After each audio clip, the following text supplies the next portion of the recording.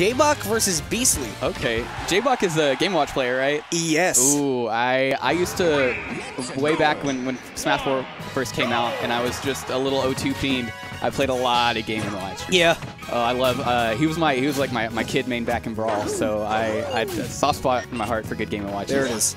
So I was going to say, one of the first things to note that Beastly can't do is he can't throw fireballs. Now he did, and now Jaehbock has some shades of bucket.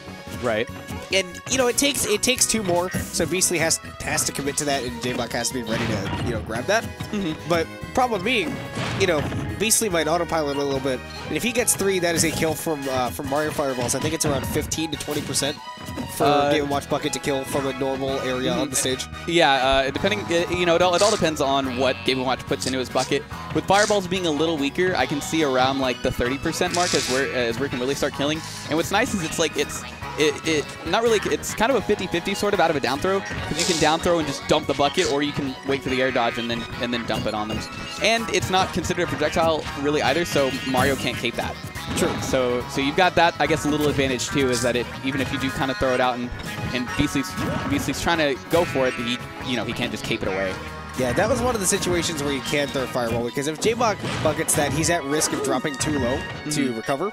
Now, it is Game & Watch. He does have an excellent recovery. Oh, yeah. By excellent, I mean one of the best in the game. He can't throw those Fireballs, Beastly. You are going to die. Yeah, we'll see. He's doing all right so far. He's got about a 50% lead, and this is where it gets pretty dangerous for Game & Watch. And up smash will probably kill it at this percent. Oh, yeah. Like that. Yep. Good call. Yeah. Yep. And what's unfortunate is Game & Watch also has a very, very good up smash, you know, but Mario's comes out a little quicker, and I believe oh man, there's a difference between invulnerable and tangible. I get those mixed up all the time, but I think the frames come out a little sooner for Mario too, so Jaehbock's going to lose the battle of the up smash more times than he's going to win it. Well, yeah, Mario's is, I believe, intangible, and the Game & Watch I know is invincible because he can get hit. Right. But he just takes it. Yeah, he's got the scuba hat on. Oh, toot! There it is, yep, the toot. That is a very, very small window on any character. I remember I was still playing Game & Watch when the patch came out, when they kind of nerfed that a little bit, because they increased they increased, like, I think it was the hitbox growth on the first hit, so it doesn't confirm nearly as well as it used to. Right. But you can find that little like 4-ish% window where you can just get in there and, you know, give him that chimney to the heavens. Well, he did so, but now he is working with a disadvantage against Beastly's Mario, 74% to the 10, which means that actually, as Game & Watch, you have a lot of work to do. And oh, absolutely. That's one of the problems there. Up B actually... Oh, my goodness. All right, Beastly. Great. That was a fantastic read. Yeah, that was a really good call out on the... I guess maybe with Game & Watch being as, you know, floaty and light as it is, he's like, oh, I can air dodge out of this. I'm not going to get hit by this. But then he DI'd straight back into Mario and you know, got hit with a Kobe. And it's weird to see Game & Watch die off the bottom ever, but yeah, it's weird. It's very difficult to spike Game & Watch when he's recovering. Typically you don't want to go so far deep after Game & Watch, because that up B is frame 3 and it will stage spike you until you get like. I cannot tell you how many games I've won with that exact. Because that's a good escape options with the trampoline, trying to get out of any sort of Mario combos. It looks like both of these characters have really good combo breakers against each other. Like anytime Beastly grabs Jaehbock, he's just an immediate up B from him, and then, you know, in the reverse too, where Jaehbock grabs Beastly and Beastly's just like, nah, I'm just gonna up B out of this. Exactly. Good shield pressure with the up smash and dash attacks. Yeah.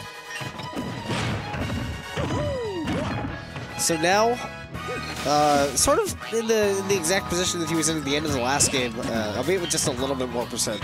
But I think the big thing is that he's probably got a little bit of a better read on Beastly's movements on stage. Right. Which is obviously very important as Game & Watch, because you read the movements on stage just a little bit better, you get them off stage a lot more. Right. And getting people off stage, that's where you make the bread. For sure. Okay. So there's that offstage player there. Went for the back here. Yep. Really good read on the. Oh, see, we're learning. We're learning. We're making adjustments. Well, that was actually an adjustment on Beastly's side as well, where he tried to get him before the air dodge. Waiting for him to not. I mean, that was. I don't know what he was going for there. Maybe I don't want to say misinput. I don't know how he missed input down instead of up, but You know, Beastly was here to punish, get the back air and the kill, so he's got a pretty good sized lead to work with in the second game. Yeah, and I mean, this will only grow because now Beastly can make Jaehbock approach him. And as Game & Watch, the one thing you don't want is that. You want to make your opponent approach you and throw out a move, and then you can punish them. Right, because typically as Game & Watch, like your best like approach option is also your best anti-approach option, which is back air, the turtle. So what you're typically using to wall people. Ooh, toot, not quite. Not quite, no. Yeah. So typically what you're using to wall somebody out with is now like your main option of like trying to get in, and that's just no bueno. But he's almost about lapped him in percent now. Well, the platform's there. Yeah, Smashville platform coming in clutch for Jaehbock there. So we're still in this. Beastly's so good, dude. I love it. I mean, I have such a soft spot for Jaehbock because I love Game & Watch. Absolutely. Beastly's so good. Oh, tries to get the push out there with the up B. They're both looking for up smashes. I feel it. Someone's gonna throw it out. Ooh, dash attack. Dash attack is a very good tool. Ooh, miss Beastly back on the way up, which that would have killed. Oh, definitely. Parachute does kill off the side. Has an opportunity. Oh, Down smash nice. is the opportunity maker. Yeah, I caught him with that win box on the uppy on the way up, and Mario was just prime picking for a good kill. So has a pretty big. No, not quite. Fine. Not quite. Yeah, he's got a pretty good size deficit to make up, but you know, couple strings will get him pretty close, and of course, you know, 9. Yeah. And Jaehbock is certainly the kind of guy that'll go for it. And he knows that at 123, a lot of things are going to kill him, including that downer. All right, get some percent on with the turtle. Down throw. Oh, down air's going to do it. Yep, oh, no, it did not. Wow. That's great DI by Jaehbock. So there's a good DI, and I think that down air was still stale from the last time he tried to do it, too. Could be. I don't think he hit.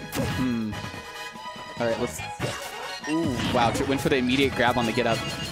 You're seeing the struggle here with Game & Watch, where Jaehbock's been winning the neutral for the past minute, and he's only got 51% to show.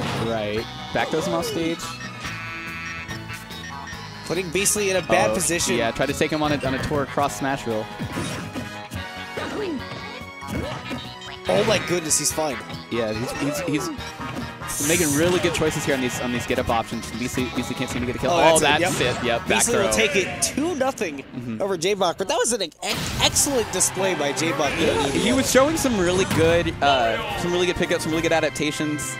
Unfortunately, I think he was showing it a little bit too late.